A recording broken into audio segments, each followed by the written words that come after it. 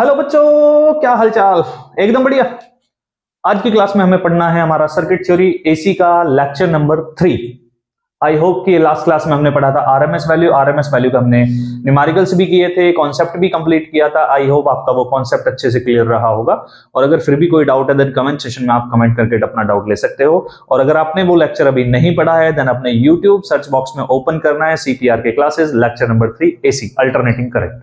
Okay, चलिए आज की क्लास में हमने पढ़ना है circuit theory. Circuit theory means हम बात करने वाले हैं यहां पर कि हमारे पास सर्किट के अंदर कुछ एलिमेंट्स होते हैं। एसी सर्किट के साथ रेजिस्टेंस का कनेक्शन होता है, इंडक्टर का कनेक्शन होता है, कैपेसिटर का कनेक्शन होता है। तो यहां करंट और वोल्टेज के बीच में क्या फेज रिलेशन होता है। फेज रिलेशन का मतलब है एंगल।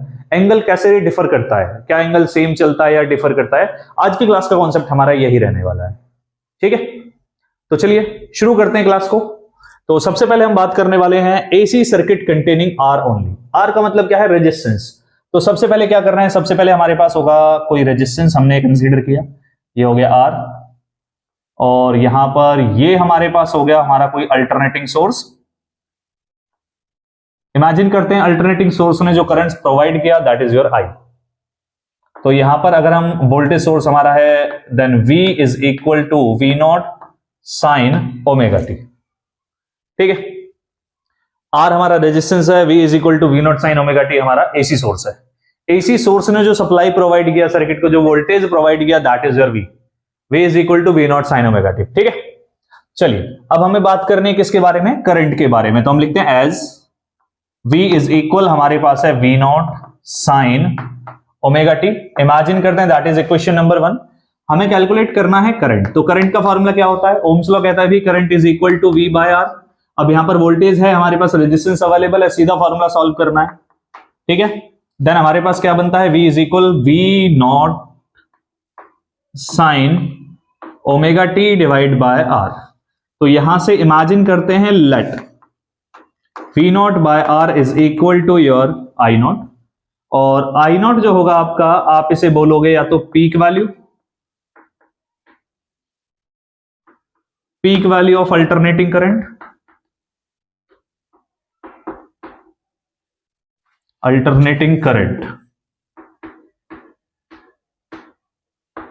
या फिर आप इसे दूसरा नाम दे सकते हो और maximum value of alternating current. ठीक है, या फिर इसे करंट एम्पलीट्यूड का भी नाम दिया जाता है। तो अब हमें यहां से आगे बढ़ते हैं, देन हम लिखते हैं I is equal I not sine omega T. Equation number 2 imagine करते हैं इसे। देखो अगर हम 1 और 2 के बारे में बात करते हैं, बेसिकली हमारा काम है फेज डिफरेंस कैलकुलेट करना। फेज डिफरेंस कैसे कैलकुलेट करना है, फेज होता क्या है, फेज का मीनिंग होता है एंगल। ठीक है, तो अभी क्या करना है, आपने करंट का एंगल देखना है और वोल्टेज का एंगल देखना है, फंक्शन देखना है कौन सा है, और उनके एंगल्स में डिफरेंस कैलकुलेट करना है। दैट इज एक्चुअल में मीनिंग होगा फेज डिफरेंस का। ठीक है, अभी देखो यहां पर फंक्शन साइन का है, यहां पर फंक्शन साइन का है। ओके, कंफर्म हो गया। यहां ओमेगा टी, यहां भी ओमेगा टी, दोनों जगह सेम सेम आ रहा है। ठीक है, इट मींस अगर हम करंट के एंगल और वोल्टेज के एंगल के बीच का डिफरेंस कैलकुलेट करने जाते हैं, वो हमारे पास क्या आने वाला है, 0 आने वाला है। तो देखो क्या बनेगा हमारे पास, हम लिखते हैं from equation 1 and 2। From equation 1 and 2, 1 और 2 से क्या मिलता है हमें, 1 और 2 से हमें पता चलता है भाई, क्या पता चलेगा, phase difference between V and I is 0। या तो हम ये कहेंगे या फिर हम कहते हैं और V and I are in same phase.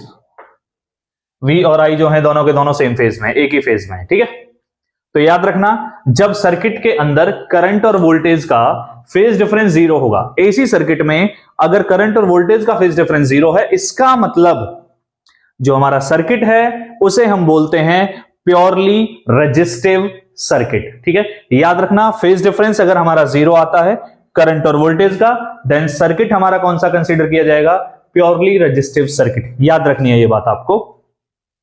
ठीक है, चलिए अब इसका फेजर डायग्राम हम ड्रॉ करने वाले हैं और उसके बाद इसका जो अल्टरनेटिंग करंट और वोल्टेज का ग्राफ होगा उसके बारे में हम बात करने वाले हैं अभी आपसे। तो अभी हम बात करते हैं, चलो पहले फेजर डायग्राम। फेजर डायग्राम क्या होगा? तो फेजर डायग्राम, अब ये फेजर डायग्राम क्या होता है?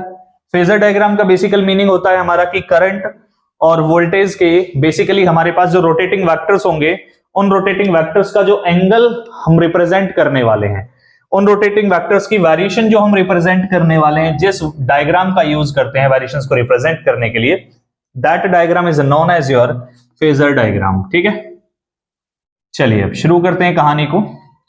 तो हमने इमेजिन किया ये हमारे पास हो गया करंट वेक्टर और वोल्टेज वेक्टर, और ये हमारे पास हो गया यहां पर टाइम। ठीक है, क्या करते हैं, अभी हमने देखा भाई, क्या देखा था, दोनों के बीच में फेज डिफरेंस जो था वो 0 था। जब फेज डिफरेंस 0 है तो इसका मतलब अगर हम इमेजिन करते हैं ये हमारे पास है V, ये हमारे पास हो गया यहां पर, this is your V is equal V0 sine omega t. ठीक है, ये जो वोल्टेज है यहां पर इसको हमने इमेजिन किया V0। अभी करंट के लिए और हमने इमेजिन करना है, कुछ इमेजिनेशंस लेने हैं, अपना करंट के बारे में भी बात करनी है। तो इसके लिए हम थोड़ा डिफरेंट कलर का चॉक यूज कर लेते हैं। ये हमारे पास बना यहां पर, इमेजिन किया करंट का। ठीक है, तो यहां अगर हम इसको कंसीडरेशन में लेते हैं, दैट विल बी I0, और हमारा जो I रहेगा it will be I0 sine omega T, और यहां जो एंगल बन रहा है दैट इज हमारा ओमेगा टी। ठीक है, ये हमारा बना क्या है, ये हमारा है फेजर डायग्राम, और यहां पर जो चलेगा हमारे टाइम एक्सिस होगा। फेजर डायग्राम हमारा कंप्लीट हो चुका है। फेजर डायग्राम के बाद हमारे पास इसमें आता है ग्राफिकल रिप्रेजेंटेशन। ग्राफिकल रिप्रेजेंटेशन, चलिए ग्राफिकल रिप्रेजेंटेशन क्या बनेगी देखते हैं। तो करंट और वोल्टेज को अब की बारी हमें ग्राफ से रिप्रेजेंट करना है। ग्राफ में कैसे रिप्रेजेंटेशन हम प्लेस करने वाले हैं,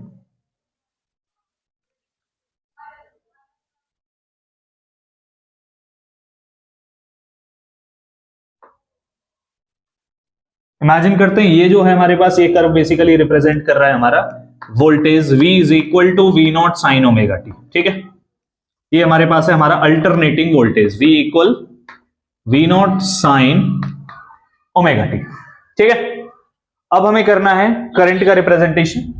यहां पर इमेजिन करते हैं ये जो पॉइंट है दैट इज हमारा V0। ठीक है, और यहां जो एंगल इसने मेंटेन कर रखा है ये एंगल है हमारा ओमेगा टी। ठीक है, यहां पर हमारे पास ये हो गया हमारी टाइम एक्सिस। अभी देखो फेज डिफरेंस 0 होने का मतलब क्या है? फेज डिफरेंस 0 होने का सीधा सीधा मीनिंग होता है हमारा कि जिस पॉइंट पर, जिस पोजीशन पर, जिस वैल्यू पर, जिस टाइम पर हमारा करंट 0 है, उसी टाइम पर हमारा वोल्टेज भी 0 रहने वाला है, और जिस टाइम पर हमारा करंट मैक्सिमम होगा उसी टाइम पर हमारा वोल्टेज भी चलिए वोल्टेज का प्लॉट हो चुका है। अब हम बात करने वाले करंट के बारे में। करंट की इक्वेशन देखो क्या थी, करंट हमारे पास था I is equal to I0 sine omega t. ठीक है, तो याद रखना, मैंने अभी थोड़ी देर पहले भी आप लोगों से बात की थी कि फेज डिफरेंस 0 होने का मतलब है जिस टाइम पर करंट 0 होगा वोल्टेज उसी टाइम पर 0 होगा, जिस टाइम पर करंट मैक्सिमम होगा वोल्टेज उसी टाइम पर मैक्सिमम होगा। अगर हम बात करते हैं, देखो यहां हमारा करंट मैक्सिमम है, वोल्टेज क्योंकि यहां मैक्सिमम था। ठीक है, और यहां पे आप बात करोगे यहां आपका करंट मिनिमम, यहां बात करोगे यहां पे वोल्टेज मैक्सिमम, यहां बात करोगे यहां पे वोल्टेज मैक्सिमम आया, और यहां आपका वोल्टेज मिनिमम। ठीक है, तो जिन पॉइंट्स पर हमारा करंट मैक्सिमम है उस पॉइंट पर वोल्टेज मैक्सिमम, जिन पॉइंट पर करंट मिनिमम है उन्हीं पॉइंट्स पर हमारा वोल्टेज भी मिनिमम रहेगा। तो हमारा जो ग्राफ है कुछ ऐसा हमारा प्रोसीड होने वाला है यहां से।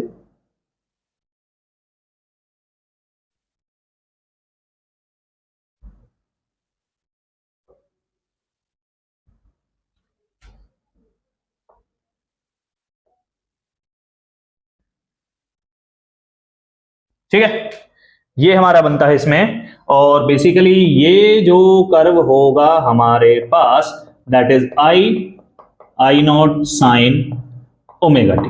ठीक है, क्लियर हुआ? याद रखना बस फेज डिफरेंस 0 है, तो ग्राफ कैसे प्लॉट करना है इसका कई बार हमसे एग्जाम में फेजर डायग्राम पूछ लिया जाता है, ग्राफ से रिलेटेड क्वेश्चन आ जाता है। और इतना याद रखना है कि अगर करंट और वोल्टेज के बीच में फेज डिफरेंस 0 है then your circuit will be purely resistive circuit. जल्दी फटाफट नोट डाउन कीजिए, फिर आगे बढ़ते हैं हम लोग।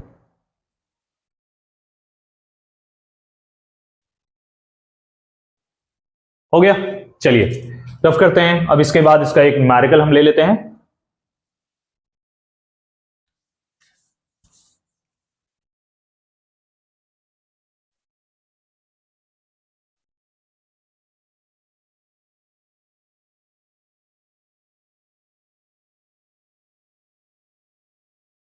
क्वेश्चन हमसे कहता है एन एसी सोर्स, या फिर आप कह सकते हो AC voltage of V equal 200 sine 314t, ठीक है, is applied across a resistor of 10 ohm, ठीक है। क्वेश्चन कहता है find out VRMS, second part IRMS, third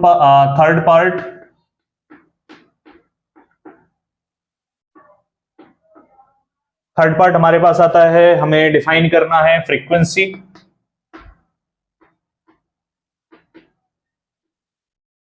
frequency, of AC, and और लास्ट जो पॉइंट है हमारा वो इसमें है इक्वेशन ऑफ अल्टरनेटिंग करंट, ठीक है, लिख देते हैं चलो, इक्वेशन ऑफ AC करंट।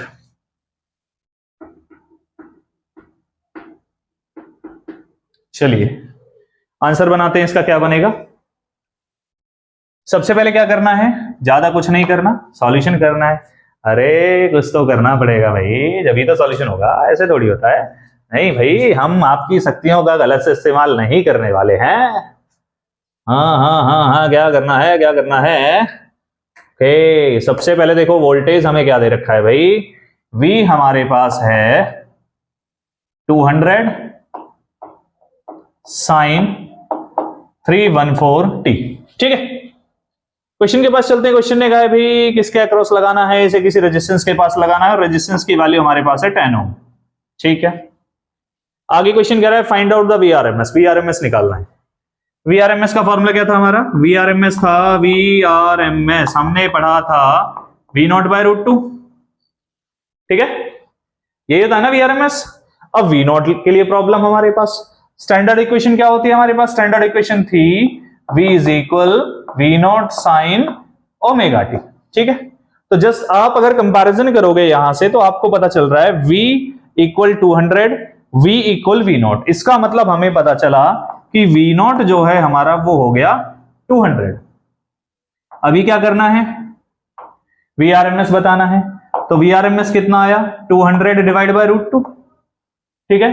200/√2 को आप क्या लिख सकते हो, 100√2 प्लेस कर सकते हैं, इसे कर सकते हैं ना, रेशनलाइजेशन कर दिया भाई, 2 से 2 मर जाएगा। देन आफ्टर दैट आपके पास कितना आया 100 एज इट इज इंटू √2 कितना होता है 1.41, और सॉल्व करोगे तो ये कितना है 141 ampere. Sorry not ampere, this is voltage, क्योंकि RMS वोल्टेज निकालनी है ना। अभी आगे वो कह रहा है IRMS बताओ।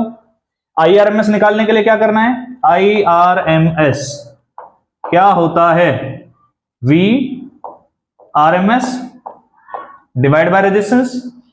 VRMS कितना आया हमारा, VRMS आया था 141, और रेजिस्टेंस कितना है, रेजिस्टेंस कह रहा है 10 ohm, then answer will be 14.1 ampere. Third question कह रहा है जी फ्रीक्वेंसी बताओ, ठीक है। ये हमारा था, यहां से फर्स्ट पार्ट हमने शुरू किया, ये हमारा सेकंड पार्ट है, और अब कह रहा है थर्ड पार्ट। थर्ड पार्ट हमारे पास क्या बनेगा, देखो थर्ड पार्ट में क्या करना है, थर्ड पार्ट में कह रहा है फ्रीक्वेंसी बतानी है। अब देखो यहां से अगर आप इसको और आगे कंपैरिजन करते हो, देखो यहां पर आ रहा है 314t, और यहां पर आ रहा है ओमेगा टी। ठीक है, फ्रीक्वेंसी निकालने के लिए क्या करते हैं, हमारे पास फॉर्मूला होता है एज ओमेगा होता है हमारा 2 पाई इंटू फ्रीक्वेंसी। ठीक है, अगर हमें फ्रीक्वेंसी निकालनी है तो हमें क्या रखना पड़ेगा, 2 पाई ओमेगा बाय 2 पाई। अगर हम यहां पर आते हैं तो देखो ओमेगा हमारा कितना था, 314 divide by 2 as it is into pi. Pi कितना होता है 3.14। सॉल्व करोगे हमारे पास आंसर आता है 50 हर्ट्ज। फ्रीक्वेंसी भी आ गई। अभी क्या बच रहा है इसमें, फोर्थ पार्ट इसका। भाई फोर्थ पार्ट में इसने कहा है कि equation of AC current, current की इक्वेशन बनानी है। तो करंट क्या बनेगा हमारा, I is equal I not sine omega T, क्योंकि सर्किट में रेजिस्टेंस कनेक्ट है और रेजिस्टेंस के लिए करंट और वोल्टेज में फेज डिफरेंस 0 होता है। देन हमारे पास आंसर कितना बना, I is equal I not. देखो आई नॉट हमने कैलकुलेट किया था, आई नॉट नहीं किया, आई आर एम एस हमने बनाया। तो सबसे पहले क्या करना है, आई नॉट ढूंढते हैं। आई नॉट हमारे पास क्या बनेगा, I R M S into √2। ठीक है, I not is equal to I R M S कितना आया हमारा, आई आर एम एस हमारे पास था 14.1 इंटू √2।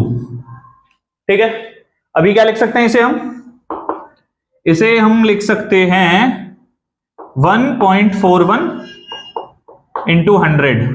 चलो फाइनल सॉल्व कर लेते हैं इसका। ठीक है, √2 कितना होगा, यहां से आपके पास आता है, ये आ गया फाइनल आंसर आपका। आप लिखते हो यहां से this implies I not is equal to 14.1 √2 ampere. ये आई नॉट आ चुका है। आई नॉट के बाद हमें क्या निकालना है, हमें बताना था आई यानी करंट की इक्वेशन। करंट इक्वेशन क्या बनेगा, 14.1 √2 साइन ऑफ ओमेगा टी। ठीक है, ये हमारे पास बनता है हमारा आंसर नंबर 4। ठीक है, क्लियर हुआ। चलिए फटाफट नोट डाउन कीजिए जल्दी से।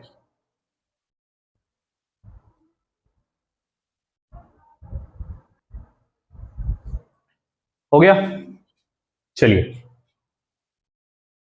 आई होप कॉन्सेप्ट आपको समझ आया होगा। और अगर फिर भी कोई डाउट रहता है कमेंट सेशन में कमेंट करके आप अपना डाउट क्लियर कर सकते हो। और अगर अपने आरएमएस वैल्यू का कॉन्सेप्ट अभी नहीं पढ़ा है, आरएमएस वैल्यू ऑफ एसी वाला टॉपिक आप लोगों ने नहीं किया है, लेक्चर भी आप लोगों ने कंप्लीट नहीं किया है, देन डिस्क्रिप्शन में लिंक अवेलेबल है, वहां से कर सकते हो। ठीक है, आई होप कि आपको कॉन्सेप्ट अच्छा लगा होगा।